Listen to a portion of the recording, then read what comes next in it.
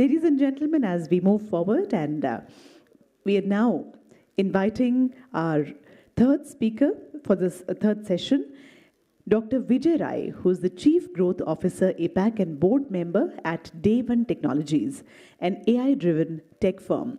With nearly 30 years of leadership experience across AI, IoT, energy, telecom, and consulting, he has held senior roles including MD APAC and EMEA and CEO of PowerCon, a renewable energy company. A strong advocate for sustainability and policy, Dr. Rai has represented India at international platforms on clean energy and SDGs, served on the World Bank's Ease of Doing Business Task Force, and contributed to bodies like CII, ASSOCHAM, and NHRDN. A UN Green Ambassador and award-winning leader, his accolades include the Green Star Award, Outstanding CEO Award, and Leader of Eminence. Today, he's going to speak on securing India's payment systems in the 21st century. We look forward to your valuable perspectives now. Please join hands in welcoming Dr. Vijay Rai on the dais. Ladies and gentlemen, तालियों के साथ अभिनंदन, Dr. Vijay Rai.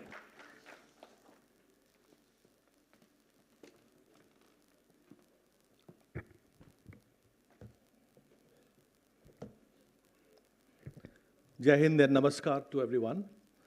I think it's been a very busy day in the morning talking about such a serious issue on cyber. But firstly, let me thank the organizers, Mr. Chan, Jito, and the entire team, which has done a fantastic job of putting this program and structure in place. And I'm privileged and honored. I'm not an expert on cyber, but I would like to share some views and experiences based on experience, which I have put in for about 30 years and into multilateral organizations across India and the world.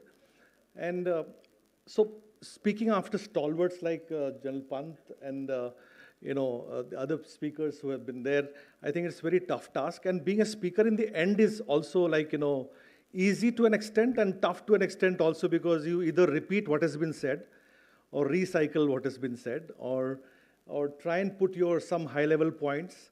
But I think the session has gone very well because General Pant has outlined some of the important 10-point suggestions, which is also very important. And at the industry level, we talk too much, and at the policy level, also we talk many things of this nature. But I was a part of G20 for 11 months, and I will tell you one thing. The day the website was launched, we have 16 lakh cyber attacks per minute. 16 lakh, and I'm not saying this because it is my data point, it is on record, just Google it. Cyber attacks on G20 website, you'll find 16 lakh cyber attacks per minute. And that day, the important meeting was happening actually. Also, an IC4 and all that meeting was happening. So what does that say? That governments are under attack, citizens are under attack, and everybody's under attack. So who is under threat? Everyone. So is it not everyone's responsibility? It is. So it is not police, it is not industry, it is not the victim, it is not the perpetrator, or it is not my son, your son, grandson, or senior people, marginalized people, vulnerable people. All people of all kinds are under some kind of threat, known or unknown. And believe me, one important statistics which I would like to say, very important, everyone knows. Am I safe? And how safe am I is a big question today. Safe from what? Right? Most of the cyber threats which happen or are happening, most of the people are not aware. 70 to 80% of the threats, people are not aware. Maybe more, the statistics can be even more. So threat landscape will always be there, because there is a great saying that if you develop technology, you will also develop monsters. So you need to really address those monsters on the side, because the monsters are going to be becoming more smarter and more advanced in kind of, and it is good for us, because as General Pant said that Google pays, if you are an ethical hacker, if you can just crack a code or something, it will. Now, my area is artificial intelligence and deep technologies. But at the end of the day, we don't think in terms of technology alone. We think in terms of the entire world, entire operating system, whether it's a user, whether it is policy, whether it's a country, all kinds of things. So I've been given this topic about payment systems.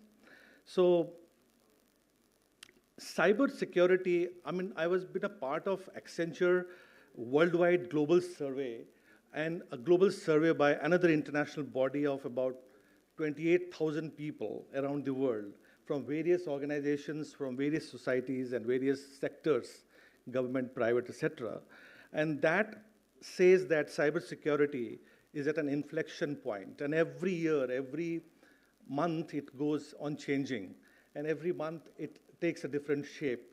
The profile of a cyber predator or perpetrator keeps changing every time. And they also keep changing faces, like a criminal will hide and kind of, take different forms. So there are a couple of things which I would not like to talk too much. This is a busy slide.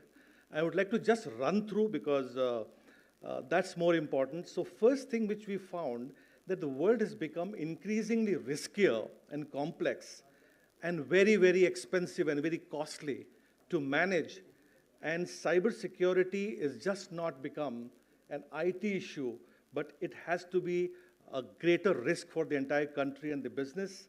And it requires attention not at the executive level, not at the people who are only managing IT, but this is a solid board agenda. And now the mandate is also started coming that every company, every institution of importance or every business, I'm not discounting the small and medium enterprises. We seldom talk about those enterprises because we are only talking about listed enterprises, the larger enterprises, but the majority of the 97%, almost about 92% of the organizations fall into the small and medium enterprises. And they are easy targets for those attacks. And those attacks are happening not only at the senior level, at the higher level of the business value created, but at the end of the day, these attacks are led by what? These attacks are led by the digital revolution which is happening. An entire country, India, we have seen the digital stack, ONDC, we have seen the Digital India. And fortunately, I've been a part of first team member of the Digital India and Startup India and all that which happened in the country. And being a chairman of CII Technologies, Emerging Technologies for a couple of years, we've done a lot of multilateral, lot of cross-industry boot camps, innovation seminars, conferences. What we learn from all that is that every seminar teaches you something, but at the end of the day, if you don't really execute, innovation to execution is very, very important. And there we lack in India. Fortunately, I've been a senior scientific advisor with the Government of India's initiative under the Prime Minister's Council of Science and Technology, which is led by the Principal Scientific Advisor of the Government of India. And we were talking about mission mode programs on AI and quantum computing.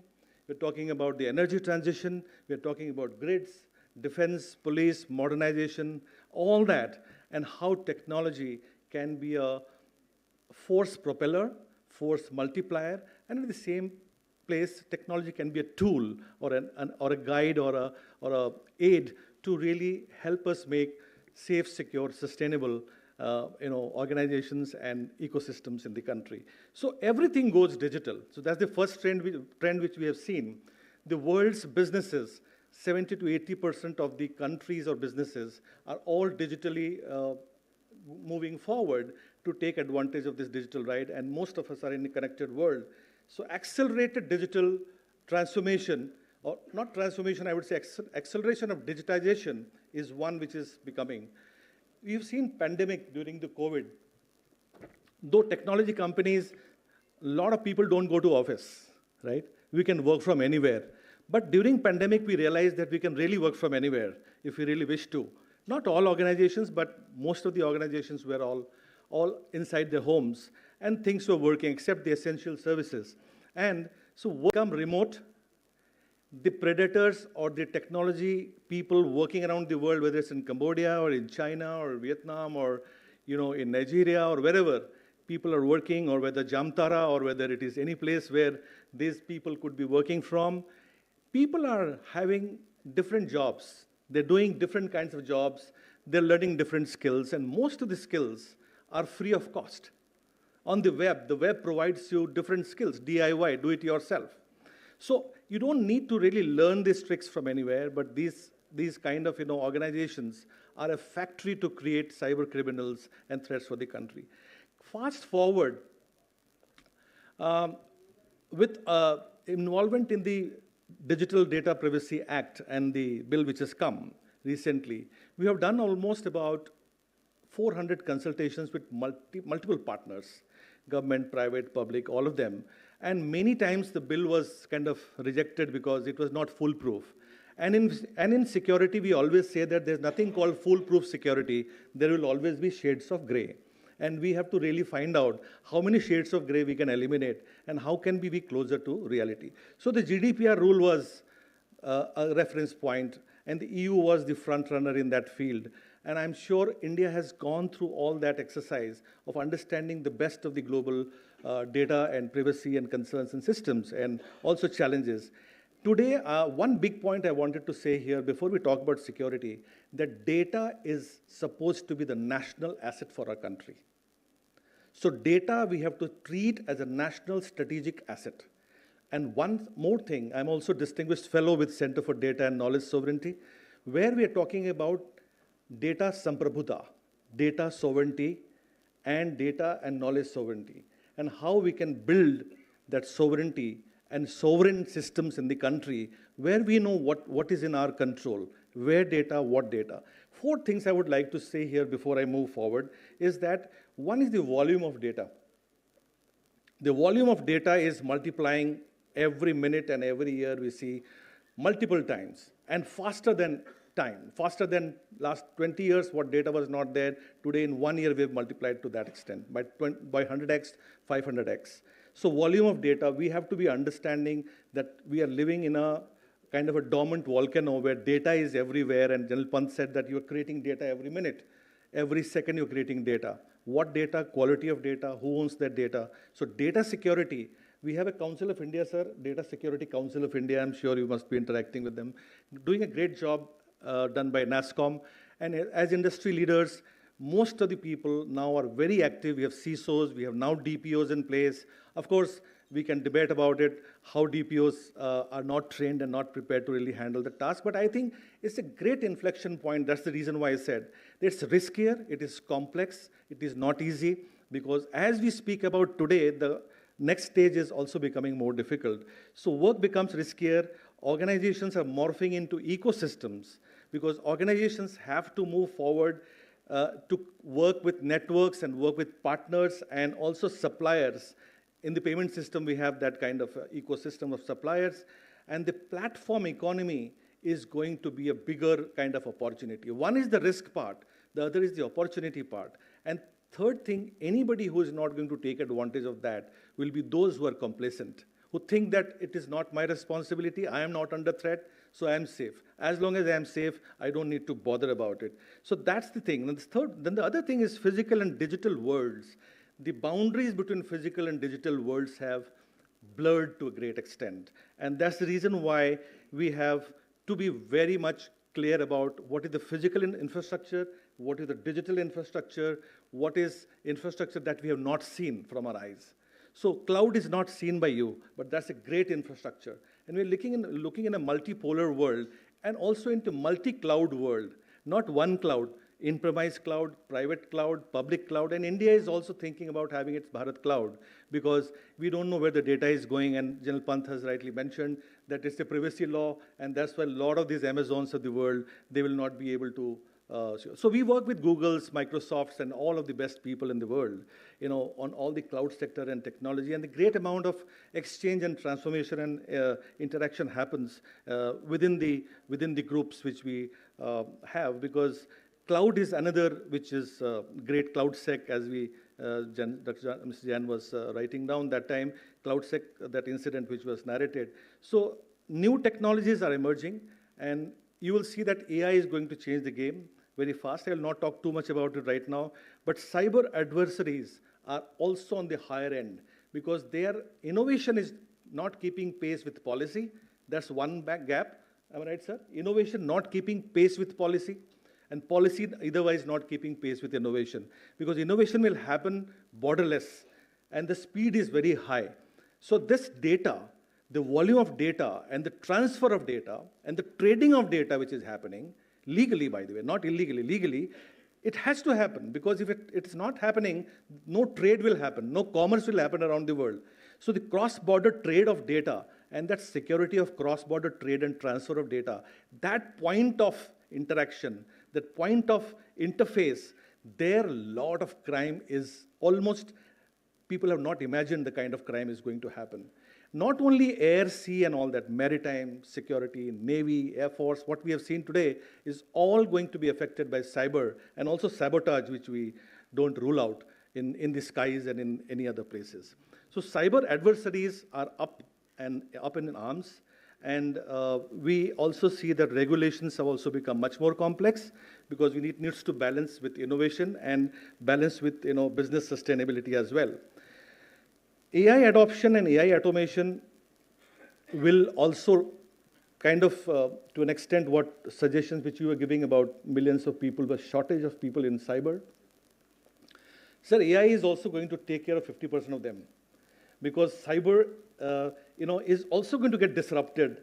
It's not that it is emerging, so we have a shortage of people, but that phase, phase 1, phase 2, phase 3, it is galloping at a very fast pace where AI is interfering. And that AI is writing code, AI is writing malware detection, anomaly detection, all the detection systems, endpoint security, zero trust architecture, and all that. And now we are talking runtime security and platforms, where we have a platform where I don't want to be bragging about it, but a platform where I can press one button and you can recover the entire data. So we are talking about resilience. We are not talking about building security for the day or for day after tomorrow or for next 1 year or 2 years. We are talking about continuous resilience. General Pant was mentioning about resilience. I wanted to just say this, that what happens when there is a cyber strike which has happened, right? And then you're going to ask the question, how can I be safe, right? So already the damage has been done. So now we must have a proactive strategy, and a much more predictive and proactive strategy, where we need to build resilient systems and maturity models, the capability and maturity model to really innovate at the point of need and at the point of the problem which is happening. So resilience will help you to continue your business even if the strike has happened, so that your recovery time and your data recovery is at zero loss. So that's where the world is moving, where the interoperable multiple systems come together and work in under like a one box, one platform. And that technology solution, which maybe we'll discuss someday, that kind of technology solution will give you less than 2 minutes, you will recover, and it can be recovered from cloud, it can be shifted from your in-premise to cloud, and multiple platforms, like 3, 2, 2, 2, 1 that we call, and 0, that's standard. And 70% is happening on the backup systems, by the way. On your backup systems, the cyber criminals are targeting on your backup systems. Of course, the networks is also being challenged, because networks are all, and VPN, of course, the virtual private network is the great source where we can't decode that so easily. So AI is going to create, and 50% of the skills problem will also be solved by using AI, and AI will take over a lot of these jobs. And I'm talking about not AI, just AI, but agentic AI, AI agents. And AI agents will also work like humans. They also need permissions. Their prior authorization, prior all that, verifications also will be needed. So deep fakes combined with data breaches, another challenge, which is what I wanted to touch upon. Then let me move faster. AI agents, I have already talked. Then the boards are now worldwide the latest advancement which is happening and which is already started happening. India is also going to roll out its first quantum computing. So quantum computer, come here, quantum computer, the skills and the requirements and the challenges will be of a different level. So now we are moving to that level where quantum is already knocking somewhere, right? The advancements are started happening. I was talking to IBM and other people, by the way, and the quantum head of the Ministry of Science and Technology. So a few days ago, I was speaking in a quantum conclave, and that was the discussion, that quantum comes, it can break any kind of security password or anything. So that's the kind of speed and compute power and the kind of penetration that you have where it can break any barriers. So that will also be a greater challenge. So are we really preparing in advance, or are we trying to maintain our legacy systems? Because we need to parallelly work on both, maintaining the existing systems as well as also creating new innovations and new technologies and getting ready for the new wave and the new technology, which will also come in, and then we'll be able to. Are you telling the time is over? No? Is it okay? So I will, because the subject was payments, so I will move to payments actually. So let me say payments. So this is, oh, it's not showing here.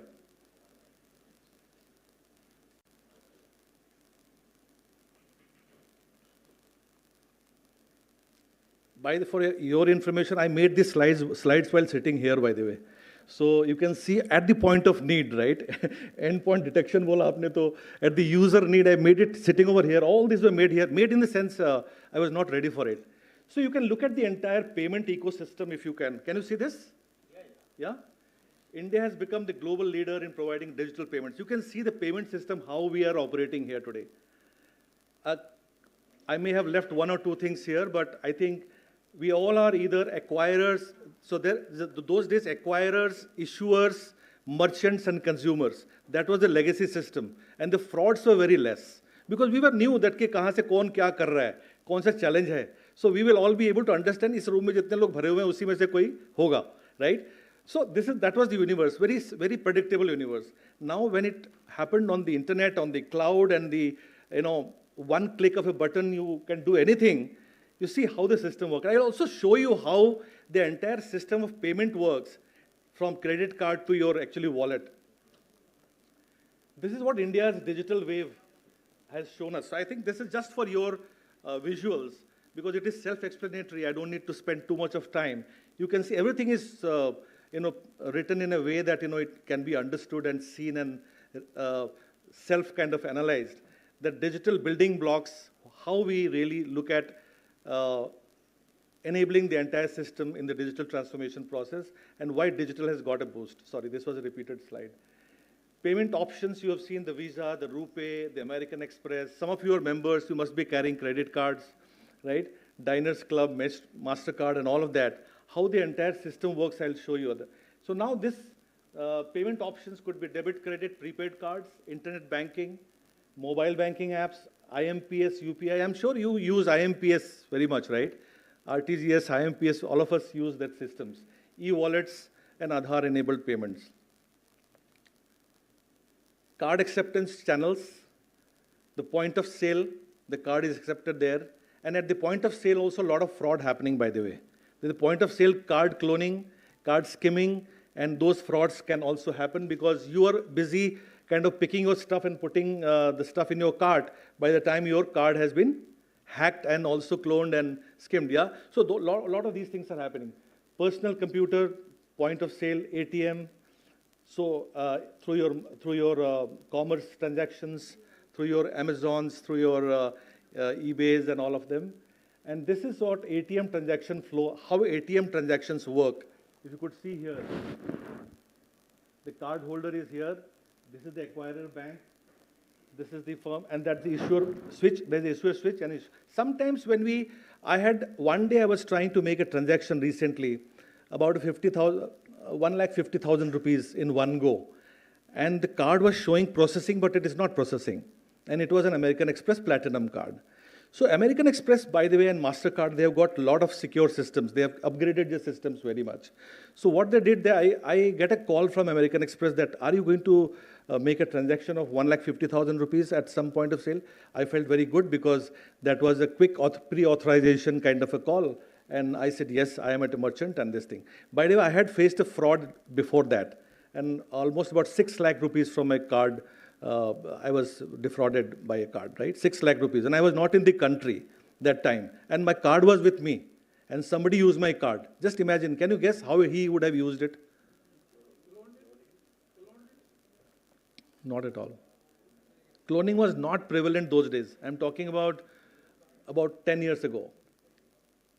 Cloning was not there. Sir, cloning was not there 10 years, I think, those days. I landed in Kathmandu from some country, and then I got a call because Kathmandu-India connection was working. And I got a call, said, did you buy a diamond from a shop? And I got 4 calls from somebody from the bank and saying that, did you buy gold and diamond? It all gold and diamond, 6 lakh rupees. The person knew that I have a card. It was an ICICI bank card. So what happened then, this is a use case I'm giving it to you, payment use case. The card is with me. I get a call that, are you using the card? I said, no, I have the card with me. Nobody is doing a transaction through online because they don't have access to my online credentials. So I said, no, please raise a complaint. I won't give you a penny because the card is with me. I don't know. This is a fraud case. So they said, sir, don't worry. We know this is a fraud then in that case. We will institute an inquiry and relax. So in between, maybe I would be having 1 lakh rupees outstanding by that time in my card. That was supposed to be paid to the bank. I said, what will happen to that 1 lakh? Do I need to pay right now? He said, no, your card is stopped for the time being. And we will institute an inquiry. So fast forward, an inquiry happened. People came to my house to verify. I have an account in ICICI Bank. The address is the same where I stay. The card also has got the same address wherever I put up here, right? So everything, all the details were there. But somebody on my behalf had reported to the card authorities that, look, I am so-and-so person. In my name, I lost my card. So please give me a duplicate card, right? And that duplicate card address was found to be in Gamma something in Greater Noida or Noida, right? So then these guys came to me. I said, okay. And he said that I have also changed my address, by the way. The most interesting part of this fraud was he said that he has also changed my address, so I am changing my address. So that's why it was Gamma in Greater Noida. So that card was delivered in Greater Noida. He would have used that card, that imposter, posing as if I am the person, and he did all the shoppings from Noida worth 6 lakh rupees, from a gold shop and a diamond shop. Tell me one thing, Right. your original card will not be deactivated. That when... Once the second card is issued, the first card becomes inoperative. So I will tell you what happened. He has already done this shopping because the card needs to be activated for the time being, right? I was not aware about it. I only came to know that, when I got a call. By the time fraud has happened already. So when I said I'm not the person, there must be a fraud, then they deactivated the card. By the time this much money has already gone. So they wanted to authenticate and verify because my phone was not reachable. So that person must be using that card by the time the call landed to me. And I said, look, this is absolutely, I have never bought this. My card is with me. So they got an alarm that, this is a fraud case. So finally, fast forward kya hua? I didn't have to pay a rupee also. 6 months waiting period. 1 lakh जो मुझे देना था उसका interest भी बच गया मेरा. मतलब it was not that case, but all the money was waived off, and they could understand there is a gang of criminals which is there, and उस address पे verify करने गए, there was nobody in that address. That address was also a fake address. Because, you see, they came to me, I have got a premium account in the not NRI account, a premium account in ICICI Bank. So if I would have changed the address, I would have changed the address there also. So my house is same, my address is same, everything is same. The bank didn't verify whether the person is actually the same person or somebody else. So there are gaps in the system. This is a payment, and these things are happening every day, by the way. So they said, we will take care of the system, we will kind of make the system more robust, but every other day you will have phishing attacks, payment attacks, and other things. So this purchase transaction flow is to be understood by general public how the flow happens. There is an authorization which happens during the flow. During the flow, the workflow is like this, that the authorization happens from point of sale to the bank and to the fintech operator. And the challenge is today that multiple third-party people are there. And third-party people, fintech operators, and third-party operators are within the system. So their vulnerabilities, their weak points are the target for a cyber criminal. So if you really, your credential is kind of disclosed to them, or they could crack that credential, then it is going to be a problem. So this, the card holder, how it works, you can see that. Do I need to explain this? I don't think so, because it is all self-explanatory, how the payment network works, how the merchant and the acquirer and the issuer and the entire value chain is working. So this is a very well-designed structure, but still there are vulnerabilities. and the bugs inside, which can be kind of, so can we move forward? This is another e-commerce transaction flow. The acquirer payment gateway on this side, the merchant on this side, the cardholder on that side, the pay secure framework on in the middle, the authentication on the right side, issuer authentication server, and you have the switches there, NPCI switches there, and the issuer switches there. And that works seamlessly in the system, and you see that payment is immediately. So there's a very systematic way to really go ahead and get it done. Then there is this a repeat slide or no? So this is the same thing, just I wanted to put this in front of you. Then there is UPI, Unified Payment Interface, where you could see that, you could see this in how the one app for all transaction needs are being developed by India, and single-click two-factor authentication, and push and pull payments. So I think multi-factor authentication is one way that, but multi-factor authentication is also moving. I'm sure you know multi-factor authentication, that when you get an email pay OTP and another OTP on your mobile phone, if you are not able to, and then CAPTCHA and all that, right? Many times CAPTCHA doesn't match because you can't see properly what is written there. So these are ways to actually authenticate or verify, what we call zero trust in a way, but zero trust is moved again beyond that complexity. So I think the banks are taking advantage, and General Pant has already mentioned about Bajaj Capital, and I'm aware about it. Speaking in the end is always challenging because you have less time, I know that. So but again, I think I'll just keep pushing this push and pull kind of slides. And then again, UPI, how this entire system of payment system works, because the malware, phishing, all the standards, how criminals can attack. And what can be done, we will discuss during the panel discussion. But I think since the time is less, I will just keep moving.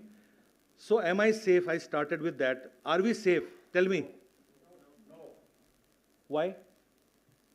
Because the more we learn, the very next day it's quite old.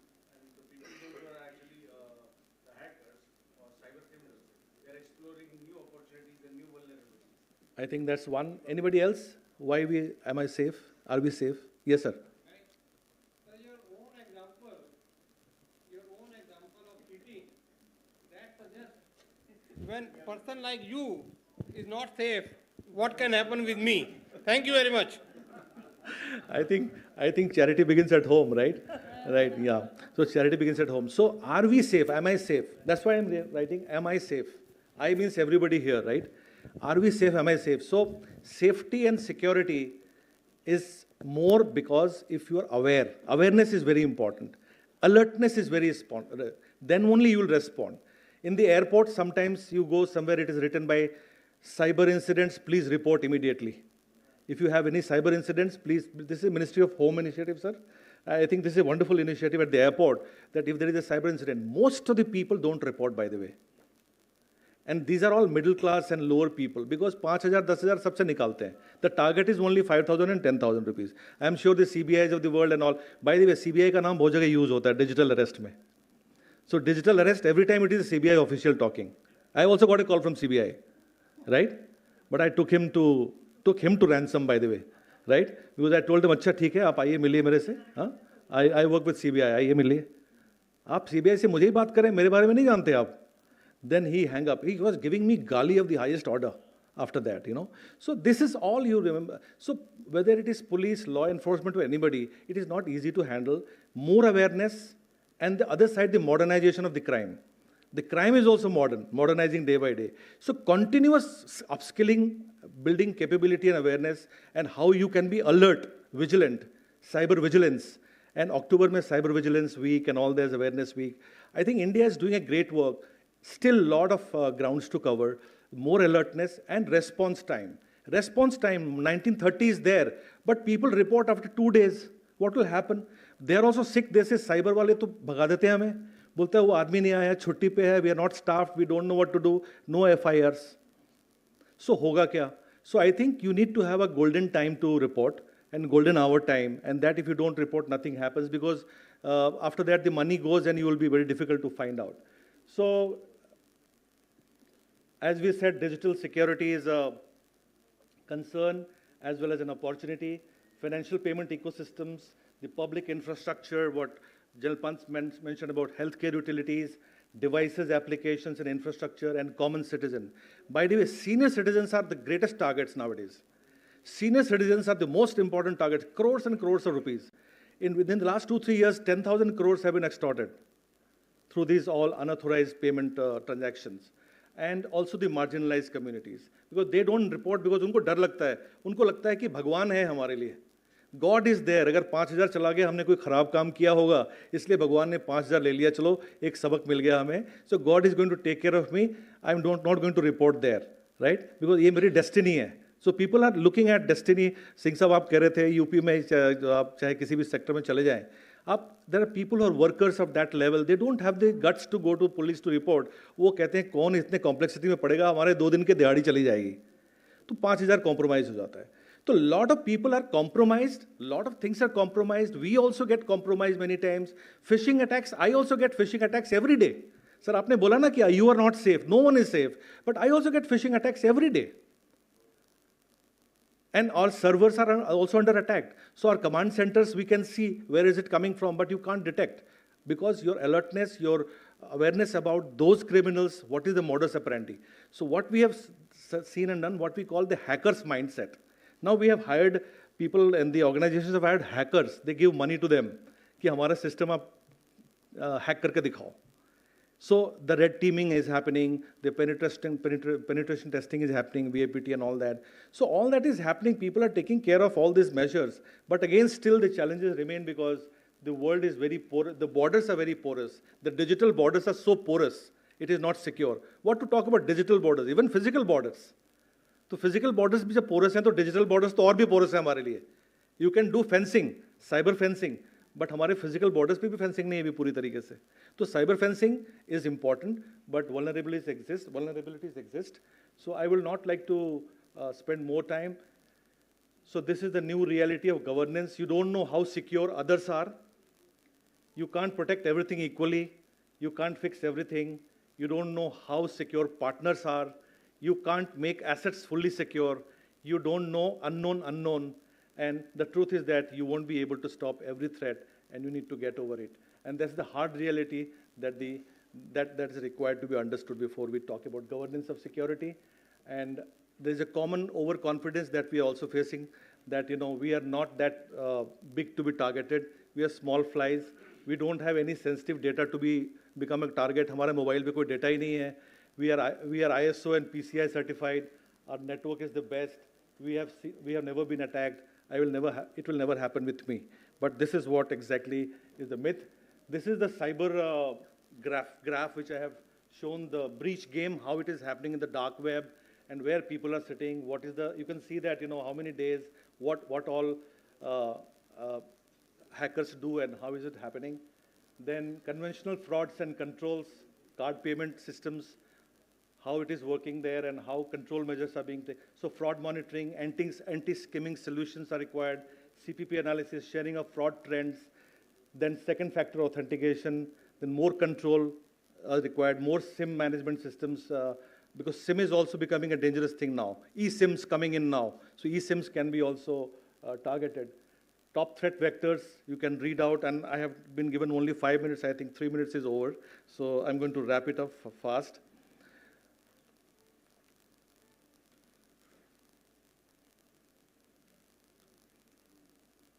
This much I could make sitting over here, so you can applaud me that I did a and in 10-15 minutes I could manage to put some slides like this. So what is the traditional way to commit a fraud? You can see how skimming, how cameras can be removed and attached to laptop to download card and PIN data. Phishing, wishing, these are the words nowadays. So this is a real system where the world, we can see the SMS spoofing is also happening. Every day we get SMSs that you won a lottery or something, right? You transfer this amount. Emotional blackmailing, social engineering, all that. And people are becoming victims to that. So we have to be aware about the fake collections also. You get a message that you have got this much of money. If you can transfer this much, you will get this much as a cashback or something. So be careful.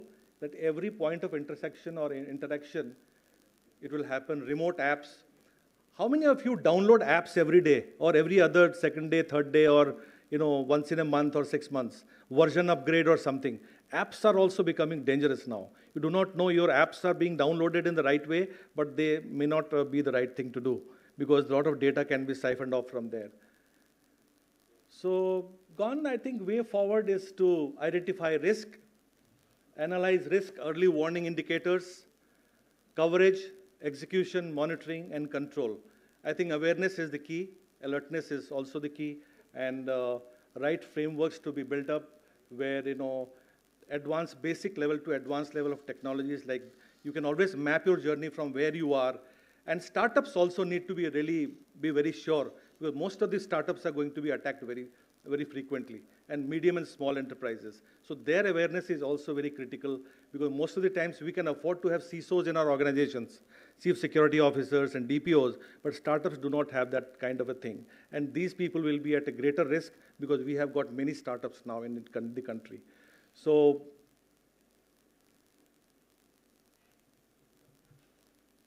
customer trust, regulatory compliance, security as foundation, and safeguard from breach. So that's the 4 things which we require to really move forward. Increasing trust, regulatory compliance, basis of corporate security or institutional security, and how can we be better prepared to be following those international standards, and also standards which can be our own standards, which we must define. Life is a balance between risk and benefits. The more risk you take, the more benefits you get. But if you don't take any risk, there will be no benefits. Maybe that's a good saying. And we have really seen that there is a master direction which has come from RBI recently. And these directions on cyber resilience and digital payment security controls for non-bank payment system operators. And this is a very important direction which has come, which is aiming to strengthen the security and resilience of digital payment ecosystems in the country, where there will be a lot of innovation, co-creation, sharing of threat and intelligence and all that, and how we can make the systems more secure. So RBI is a great regulator, and that's how, so thank you very much. And I thought this much of time was there, so with me. Maybe on details, maybe we'll talk later. Thank you.